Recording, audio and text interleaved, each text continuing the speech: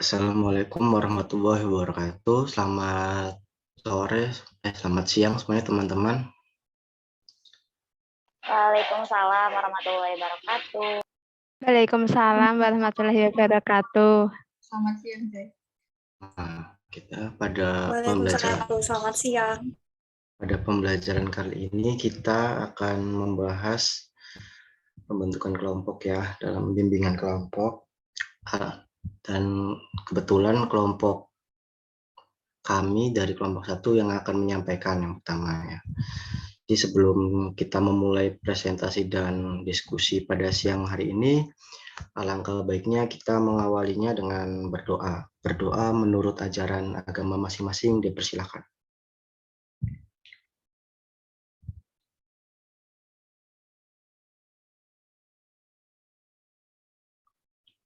Berdoa dapat dicukupkan. Oke teman-teman, kita langsung saja kepada materinya, yaitu pembentukan kelompok ya. Yang dimana kelompok 1 itu beranggotakan Hana Resiani, terus saya sendiri, dan Syafahana, terus yang terakhir yaitu Irma Septianingrum.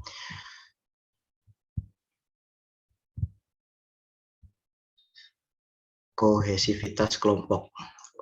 Menurut Robin, menyatakan bahwa kohesivitas kelompok adalah sejauh mana anggota merasa tertarik satu sama lain dan termotivasi untuk tetap berada dalam kelompok tersebut. Dari pengertian kohesivitas kelompok yang ada di slide, dapat disimpulkan bahwa kohesivitas kelompok adalah ketertarikan kelompok, bukan ketertarikan antar individu, sehingga dapat membuat anggota bertahan pada kelompok tersebut dan menangkal pengaruh yang membuat anggota keluar dari kelompok tersebut. Jadi pengaruhnya itu bukan dari individunya, tetapi dari kelompok tersebut, gitu ya teman-teman. Selanjutnya, ciri-ciri kohesivitas kelompok. Yang pertama itu ada komitmen yang tinggi, atau suatu keadaan di mana seseorang anggota memihak organisasi tertentu serta tujuan-tujuan yang keinginannya ingin dipertahankan anggotanya dalam organisasi tersebut ya. Jadi saling mempunyai komitmen yang tinggi gitu ya. Yang kedua yaitu kerjasama yang baik. Kerjasama yang baik antar anggota, interaksi di dalam kelompok oleh kerjasama bukan oleh persaingan. Selanjutnya yang ketiga yaitu mempunyai tujuan di dalam kelompok. Kelompok mempunyai tujuan-tujuan yang terkait satu dengan yang lainnya sesuai dengan perkembangan waktu atau tujuan yang dirumuskan. Sehingga balik lagi pada tujuan ya teman-teman, pada kita biasanya dalam berkelompok tujuannya apa gitu ya. Dan yang keempat yaitu ketertarikan antar anggota. Ketertarikan antar anggota ada sehingga relasi yang terbentuk menguatkan jaringan relasi dalam kelompok tersebut, sehingga adanya ketertarikan ini akan meningkatkan relasi dalam kelompok tersebut ya, jadi kuat sekali gitu. Selanjutnya anggota kelompok yang kohesif. Nah, yang pertama yaitu lebih produktif ya. Ketika kelompoknya yang kohesif, maka anggotanya akan lebih produktif. Nah, yang kedua yaitu anggota merasa aman dan terlindungi.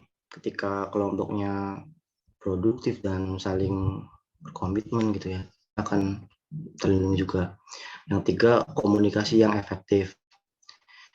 Yang selanjutnya itu makin mudah terjadi konformitas. Nah, selanjutnya ada norma kelompok dan makin tidak toleran pada devian. Jadi maksudnya itu lebih ke kelompoknya teman-teman, bukan ke individunya gitu ya, normanya gitu atau loyalnya gitu.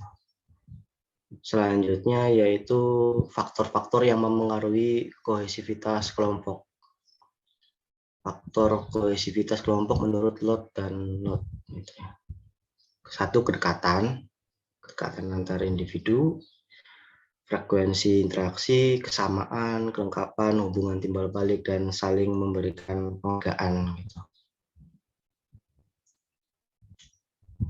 Pembentukan kelompok. Oke. Pembentukan kelompok merupakan salah satu langkah awal terjadinya interaksi antar individu satu dengan yang lain. Karena dengan terjadinya proses pembentukan kelompok akan terpenuhi kebutuhan dalam berkelompok.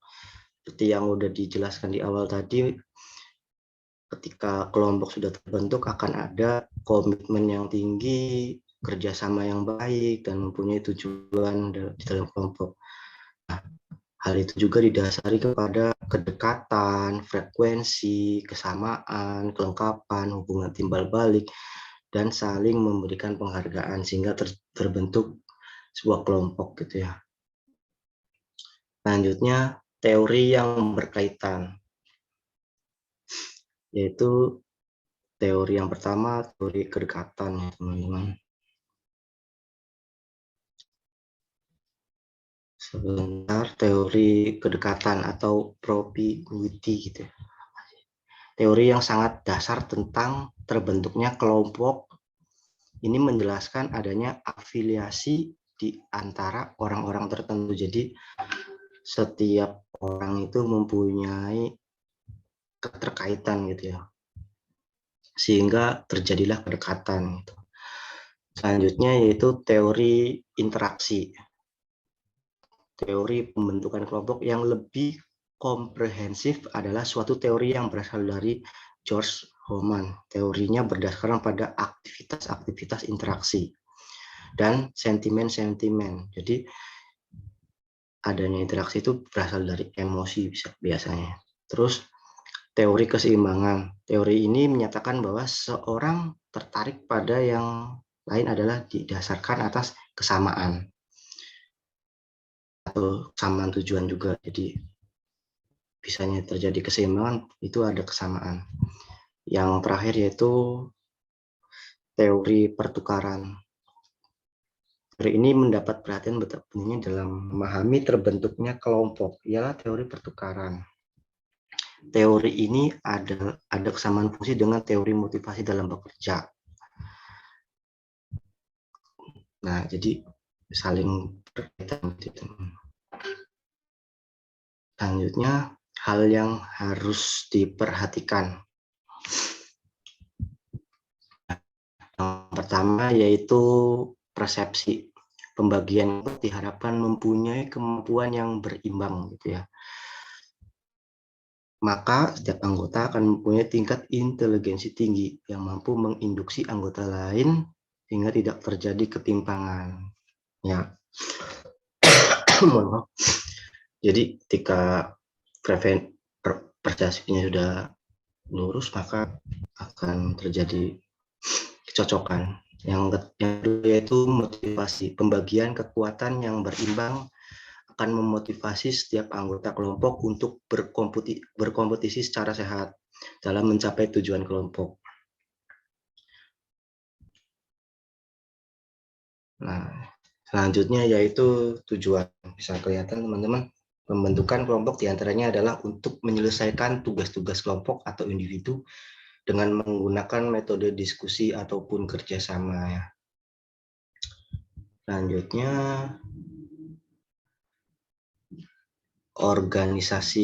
pengorganisasian dimaksudkan untuk mempermudah koordinasi sehingga penyelesaian masalah kelompok menjadi lebih efektif dan efisien. Atau manajemen ya teman-teman biasanya, sehingga masalah juga dapat selesai dengan cara yang benar gitu. Independensi. Kebebasan merupakan hal yang penting dalam dinamika kelompok. Yang dimaksud kebebasan di sini adalah kebebasan anggota kelompok dalam menyampaikan ide dan pendapatnya. Jadi independensi itu kebebasan dari anggota kelompok sendiri. Dari anggota kelompok itu sendiri tidak hilang. Justru malah itu merupakan kekuatan dari kelompok gitu ya teman-teman.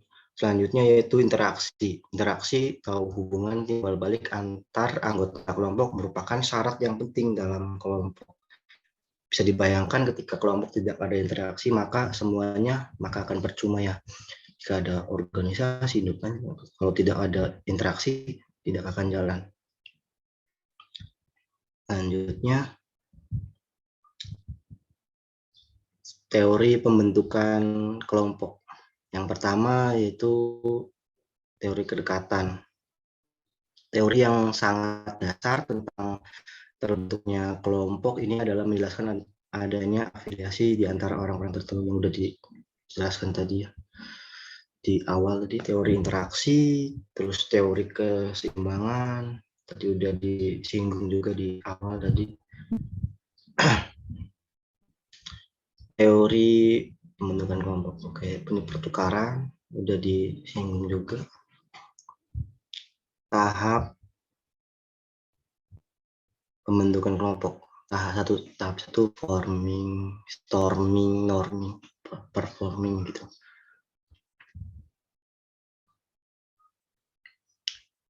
Pada tahap ini kelompok baru saja dibentuk dan diberi tugas. Anggota kelompok masih cenderung untuk bekerja sendiri dan masih belum saling mengenal dan belum bisa saling percaya. Karena kan ini awalannya teman-teman. Jadi pada tahap ini juga masih belum ada komitmen, belum ada frekuensi gitu yang terkait. Yang kedua yaitu storming. Pada tahap ini kelompok sudah mulai mengembangkan ide-ide hubungan dengan tugas yang mereka hadapi. Biasanya udah ngomong nih kita mau ngapain gitu ya. Dan yang ketiga norming. Pada tahap ini sudah terdapat kesepakatan antara anggota kelompok. Nah, dari kesepakatan yang kedua ini kita udah mau ini nih, kita bikin A, maka akan terjadi pembuatan aturan gitu ya, atau norming di sini.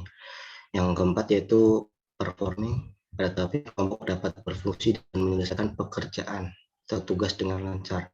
Ketika sudah dijalani semua tiga-tiganya, maka akan jalan itu teman-teman di tahap performing. Selanjutnya yaitu adjourning gitu.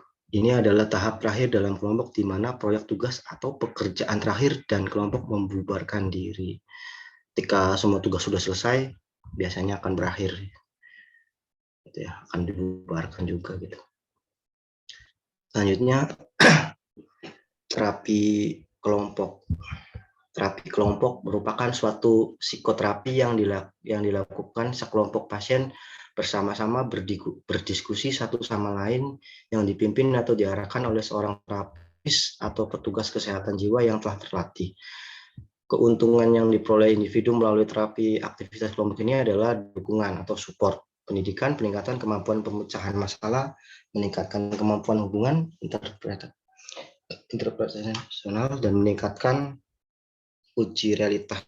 Jadi ketika terapi ini dilakukan bisa saja gitu ya, menurut saya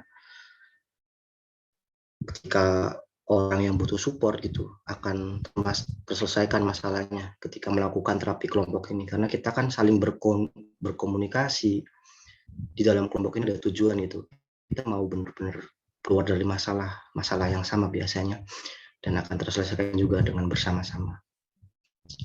Selanjutnya jenis-jenis terapi kelompok. Yang pertama yaitu psikoanalisis, didefinisikan sebagai metode penelitian, sebagai teknik penyembuhan dan juga sebagai pengetahuan psikologi.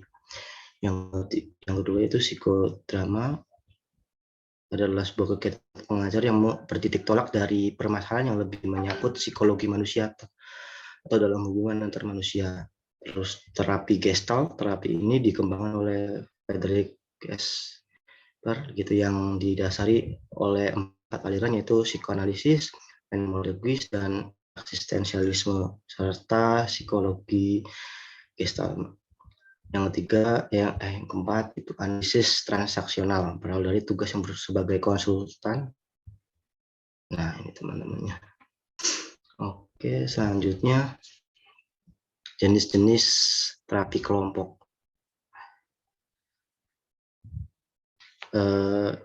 Terapi kelompok bimbingan inspirasi. Nah, terus terapi berorientasi psikoanalitik dan kelompok eksplorasi interpersonal, role playing, main peran, dan encounter group.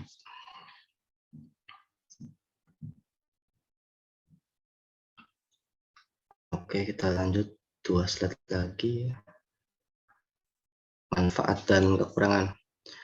Manfaatnya adalah memungkinkan terapis menggunakan sumber daya manusia, jumlah terapis yang terbatas, meningkatkan jumlah orang-orang yang dapat ditangani oleh seorang terapis dalam suatu waktu. Jadi terapi kelompok ini bisa menghemat waktu karena satu terapis bisa menyelesaikan beberapa orang atau beberapa masalah gitu ya teman-teman. Dan mengurangi antrian pasien dalam proses penanganan, memberikan sumber informasi dan pengalaman hidup yang dapat ditimba oleh pasien. Adanya dukungan kelompok untuk tingkah laku yang tepat. Kekurangan, tidak semua pasien cocok dengan teknik ini. Nah, tidak semua orang bisa melakukan terapi kelompok ini. Ada orang-orang tertentu yang hanya bisa dengan cara individu gitu. Terapis melayani banyak pasien sekaligus sehingga mungkin tidak terlalu intens. Mana ini permasalahannya, yaitu terapis tidak akan fokus gitu kepada 1 atau 2 orang, karena kan dalam terapi kelompok itu banyak ya teman-teman. Jadi akan fokus keseluruhan, bukan ke 1 orang atau 2 orang gitu. Selanjutnya, sulit menumbuhkan kepercayaan dan dirasa kurang bersifat personal. Ya balik lagi, ini di sini kan kelompok bukan antar individu, jadi perasaan personalnya masih kurang. Selanjutnya, pasien berharap banyak terhadap kelompoknya atas kesembuhannya. Nah, dianggapnya jadi ketika sudah berkumpul bersama-sama maka akan terjadi kesembuhan gitu, padahal belum tentu. Bagaimana ketika selesai terapi tersebut, apakah masih bermasalah atau sudah tidak bermasalah? Jika setelah selesai terapi masih bermasalah, maka ini terjadi. Pasien terlalu berharap banyak terhadap kelompok gitu ya. Terima kasih. Mungkin itu saja presentasi yang bisa saya sampaikan. Mungkin dari teman-teman jika ada diskusi, tanggapan, pertanyaan, boleh silakan. Nanti kelompok kita catat dulu dan disampaikan nanti. Kita akan buka beberapa sesi diskusi. Silakan teman-teman.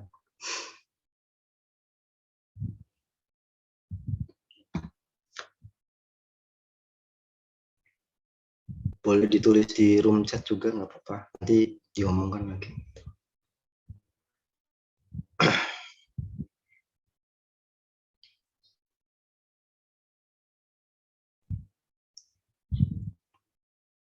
Pertanyaan dari Luvita. Iya, izin bertanya, Jai. Silakan. Perkenalkan, nama saya Luvita dari kelompok 2. Kira-kira masalah apa aja sih yang dapat dibantu dengan terapi kelompok dan bagaimana cara penanganan? Terima kasih. Oke, Luvita, kita tampung dulu sebentar ya. Mungkin ada teman yang lain, ada yang mau nanya lagi. Ini ada lagi nih. Diana. Boleh Diana diomongkan aja biar tahu semua gitu. Ngomong dong biar kelihatan. Baik, saya Diana Nur Aziza, perwakilan dari kelompok 5, izin bertanya. Bagaimana dengan pendapat Anda tentang sesama anggota kelompok yang menjalin sebuah hubungan? Apakah jika mereka sudah tidak bersama-sama akan menimbulkan sebuah masalah pada kelompok tersebut, seperti kecanggungan antar satu sama lain, dan bagaimana cara mengatasinya? Terima kasih. Oke, ini yang terakhir kita tahan dulu ya sampai Debito, sampai 3 orang dulu. Ayo Debito, diomongin dong. Mana suaranya nih? Ya, izin bertanya. Ya. Saya dari perwakilan kelompok 4, Jai. Hal atau sesuatu apakah yang dapat menurunkan kohesi kelompok? Terima kasih. Oke. Mungkin dari anggota kelompok 1 ada yang mau menjawab dulu? Sofahana, Ana, atau Irma, silakan. Pertanyaan dari Luvita mungkin yang pertama dulu.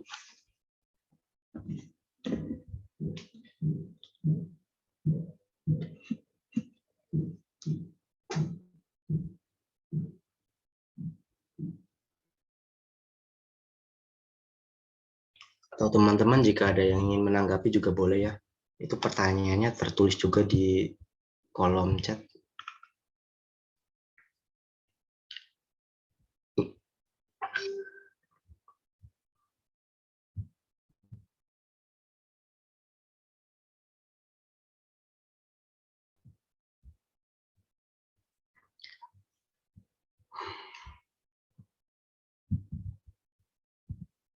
Oke, sambil menunggu ya teman-teman. Saya ingin menjawab pertanyaan dari Luvita dari kelompok 2, yaitu masalah apa saja yang dapat dibantu jika terapi kelompok ya, dan bagaimana cara penanganannya. Oke. Masalah yang dapat dibantu dengan terapi kelompok yaitu masalah yang dimana pasien membutuhkan bantuan seperti masalah duka yang selalu mendalam, memiliki gangguan perilaku seperti kecanduan obat terlarang atau alkohol, memiliki penyakit yang serius yang dimana membutuhkan penanganan khusus seperti kanker. Di sini kanker itu kayak kita bukan cuma, tapi kita sebagai konselor juga bukan mengobati kankernya ya, tapi kan biasanya yang punya penyakit kanker itu butuh support gitu ya, dan gangguan cemas gitu ya, kecanduan atau depresi gitu ya. Nah, cara penanganannya yang pertama itu bisa memberikan peluang kepada pasien untuk mempelajari bagaimana orang lain mengalami permasalahan yang serupa dan juga bagaimana mereka menangani permasalahan tersebut. Yang kedua, adanya dukungan baik dari kelompok, keluarga, dan juga lingkungan. Nah, disitulah manfaat dari terapi kelompok, Luvita. Bisa ada dukungan dari orang lain ketika kita mengalami sebuah masalah gitu. Ketika kita butuh sebuah support, maka dalam kelompok itu pasti ada komunikasi, di mana komunikasi itu bisa jadi sebuah support ya. Itu. Mungkin itu saja, Luvita. Apakah ada tanggapan lagi? Iya Zai, sebelumnya terima kasih atas penjelasannya. Tapi boleh izin bertanya lagi nggak? Oke, silakan. Kan yang tadi dijelasin sama Zai itu, misalnya per kelompok itu kan pasti bakal support. Nah, misalnya ada salah satu anggota kelompok itu merasa belum bisa percaya atau enggak belum bisa cerita gitu sama terapinya ataupun sama yang lainnya, jadi belum bisa terbuka mengungkapkan permasalahannya seperti itu. Dan juga mungkin karena dia ngerasa malu atau kurang percaya diri juga untuk mengungkapkan masalahnya. Itu menurut Tujai bagaimana? Nah, itu menurut saya jadi seperti yang udah dijelaskan juga ya waktu presentasi, permasalahan dari terapi kelompok ini ada di mana tidak semua orang cocok gitu melakukan terapi ini, karena kadang seseorang akan lebih mengeluarkan atau lebih percaya diri ketika berdua atau hanya bimbingan secara individu saja gitu. Nah, dari situ ya mungkin diarahkan lagi jangan mengikuti terapi secara kelompok, tapi lebih ke bimbingan secara individu gitu ya, Luvita. Karena kan setiap orang juga punya permasalahan yang berbeda, tetapi di terapi kelompok ini kayak lebih untuk memangkas waktu atau meningkat jam itu ya, karena mungkin setiap orang juga, mungkin kita ambil contoh di sekolah, nah mungkin satu-satu gitu, misalkan 500 anak satu-satu butuh berapa hari gitu untuk kita melakukan upaya bimbingan gitu ya. Mungkin salah satunya dengan kelompok, dan setelah dilakukan bimbingan kelompok atau terapi kelompok, nah disaring lagi mana anak yang lebih cocok pada individu, mana anak yang sudah cocok ketika melakukan bimbingan terapi secara kelompok gitu ya. Itu bisa dilakukan. Jadi bisa untuk cara menyaring juga untuk menghemat waktu. Itu seperti itu, Luvita. Baik, terima kasih Sujai. Baik, mungkin dari teman-teman kelompok 1 ada yang mau menjawab pertanyaan dari Diana, Debito, masih 2 lagi yang belum terjawab. Silakan. Izin menjawab ya, Sujai. Silakan. Saya akan menjawab pertanyaan Diana Nur Azizah. Bagaimana dengan pendapat Anda tentang sesama anggota kelompok menjalin sebuah hubungan? Apakah jika mereka sudah tidak bersama-sama akan menimbulkan sebuah masalah pada kelompok, seperti kecanggungan antar satu sama lain, dan bagaimana cara mengatasinya? Menurut kelompok kami, jika kami atau kita sudah menjalin sebuah hubungan berkelompok, lalu kita berpisah atau mungkin tidak bersama-sama lagi, hal itu sangat memungkinkan untuk kita merasa canggung satu sama lain. Lalu, cara mengatasi kecanggungan tersebut bisa dengan cara lebih terbuka satu sama lain saat ada acara, maksudnya saat ada acara kelompok maupun tidak ada, jadi tetap berkomunikasi seperti itu. Lalu, kita juga fokus ke lawan bicara atau orang lain untuk menghargai dia saat berbicara. Selanjutnya, selalu mencoba latihan dan merefleksi diri, dan lain sebagainya. Silakan Sujai kalau mau ingin menambahkan, atau Diana, silakan. Ya, silakan teman-teman. Gimana Diana? Atas jawabannya. Oke. Apa ada tanggapan lain dari teman-teman?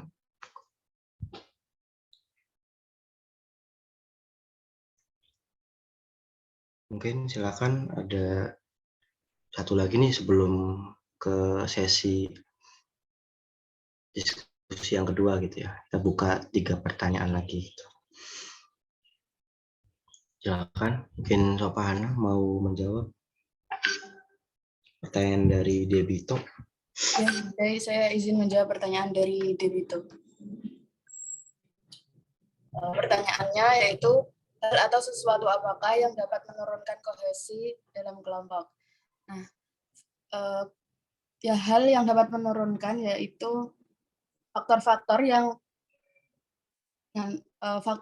dapat menurunkan kohesivitas adalah ketidaksepakatan tujuan kelompok, yaitu seperti adanya kesenjangan antara anggota kelompok 1 dengan yang lainnya. Lalu jumlah anggota yang terlalu banyak,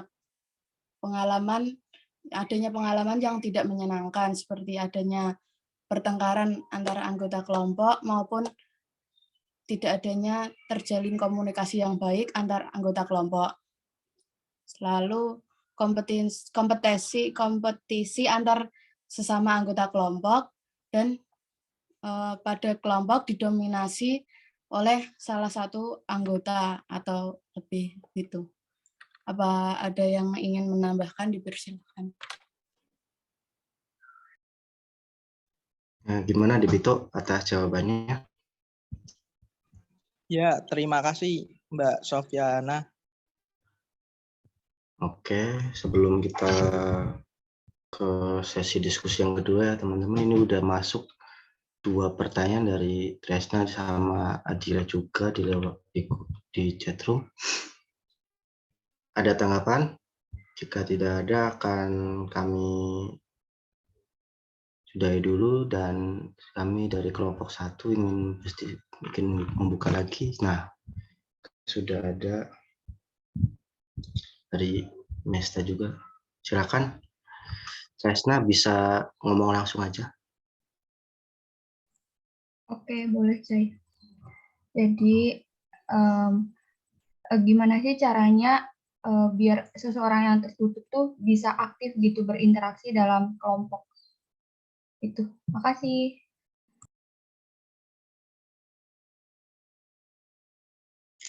Sama-sama Tresna.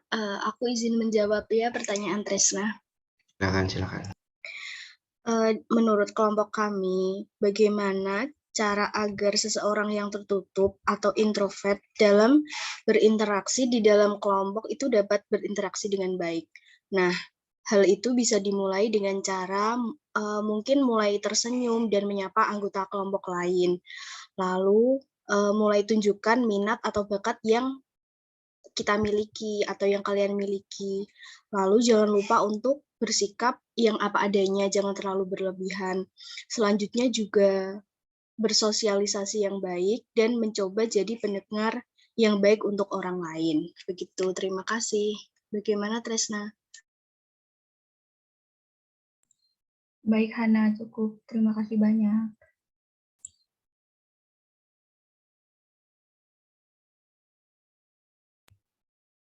Oke, gimana teman-teman? Ada tanggapan lagi? Mungkin dari Irma. Saya ingin menjawab pertanyaan dari Maista. Pertanyaannya, mengapa kohesivitas dibutuhkan sebagai strategi penguatan kelompok dalam mencapai tujuan bersama? Dan mengapa adanya kesamaan dalam kelompok bisa menjadi salah satu faktor yang mempengaruhi kohesivitas kelompok?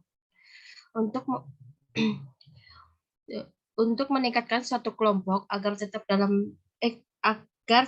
berada dalam kelompok dan untuk menyangkal pengaruh yang menarik anggota kelompok keluar dari kelompok tersebut. Untuk kesamaan dalam kelompok dibutuhkan salah satunya adalah komunikasi. Komunikasi dalam sebuah kelompok adalah hal yang paling penting untuk menyatukan bagaimana bagian menuju kohesivitas yang lebih tinggi, seperti itu. Bagaimana, Maista? Baik, terima kasih atas jawabannya. Udah cukup jelas.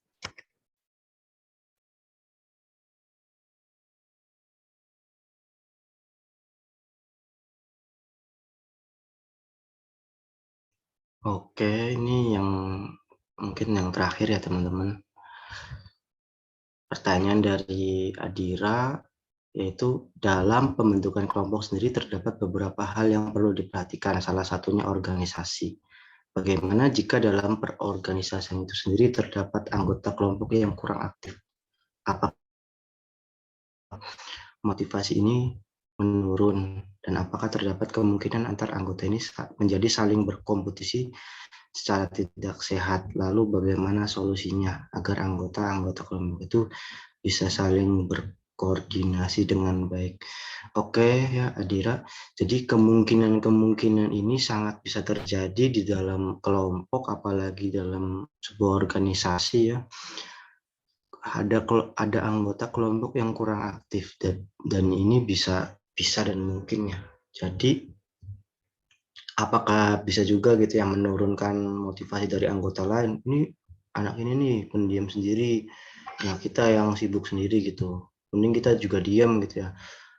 Nah, jika ada hal kayak gini seharusnya yang dilakukan yaitu bisa dengan interaksi, saling berkomunikasi, menyamakan keinginan atau menyamakan pemikiran gitu ya, sehingga akan muncul juga motivasi bagaimana sih gitu kita untuk kedepannya.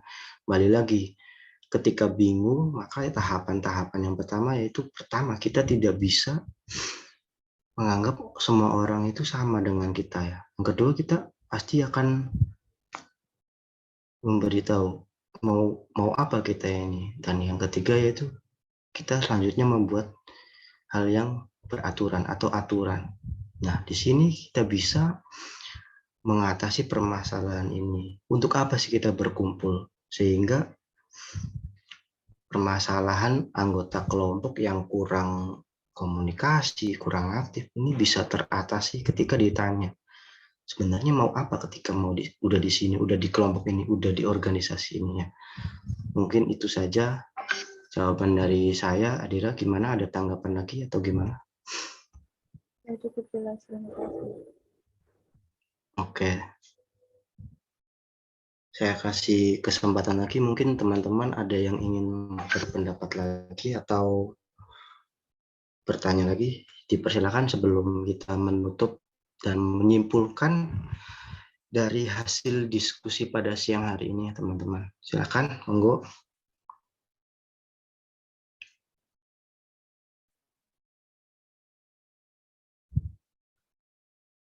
Oke, Mungkin dirasa cukup ya teman-teman, dan tadi juga diskusinya cukup jelas juga, padat juga. Oke, izinkan saya menutup ini dengan mengambil kesimpulan, yaitu kohesivitas kelompok adalah ketertarikan kelompok, bukan ketertarikan antar individu, sehingga dapat membuat anggota bertahan pada kelompok tersebut dan menangkal pengaruh yang membuat anggota keluar dari kelompok tersebut. Pembentukan kelompok merupakan salah satu langkah awal terjadinya interaksi antar individu satu dengan yang lain. Karena dengan terjadinya proses pembentukan kelompok akan terpenuhi kebutuhan dalam berkelompok. Terapi kelompok merupakan suatu psikoterapi yang dilakukan sekelompok pasien bersama-sama berdiskusi satu sama lain yang dipimpin atau diarahkan oleh seorang terapis atau petugas kesehatan jiwa yang terlatih. Mungkin itu saja diskusi atau pemaparan dari kelompok 1. Kurang lebihnya mohon maaf. Assalamualaikum warahmatullahi wabarakatuh. Terima kasih teman-teman. Waalaikumsalam warahmatullahi wabarakatuh. Terima kasih kelompok 1.